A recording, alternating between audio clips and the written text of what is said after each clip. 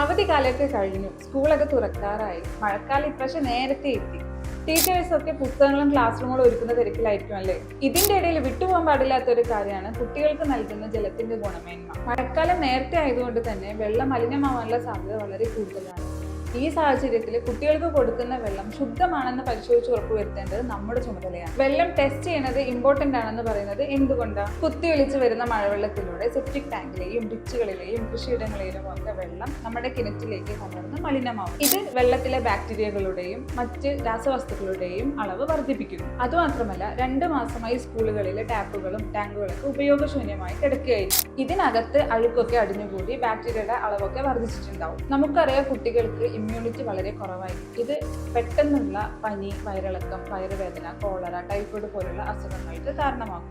ഇത് ആരോഗ്യ പ്രശ്നത്തിന് പുറമെ വിദ്യാർത്ഥികളുടെ ഹാജർ കുറഞ്ഞ് പഠനത്തിൽ പിന്നോക്കമാക്കാനുള്ള ഒരു കാരണമാവുന്നു. വിദ്യാഭ്യാസ വകുപ്പും ആരോഗ്യ വകുപ്പും സ്കൂളുകളിലെ ജലപരിശോധന നിർബന്ധമാക്കിയിട്ടുണ്ട്. ഇനി ജലപരിശോധന എവിടെ നടത്തും?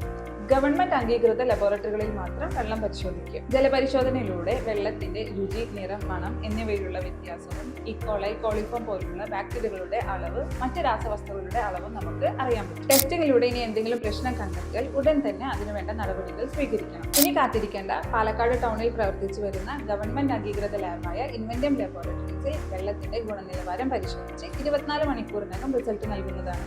കൂടാതെ പരിഹാര മാർഗങ്ങളും നിർദ്ദേശിക്കുന്നു. ഇനി നിങ്ങളുടെ സ്കൂളിലെ കുട്ടികൾക്കായി ജല ഗുണനിലവാര ബോധവൽക്കരണ ക്ലാസുകൾ നടത്താൻ ആഗ്രഹിക്കുന്നുണ്ടെങ്കിൽ താഴെ കാണുന്ന നമ്പറിൽ കോൺടാക്ട് ചെയ്യുക.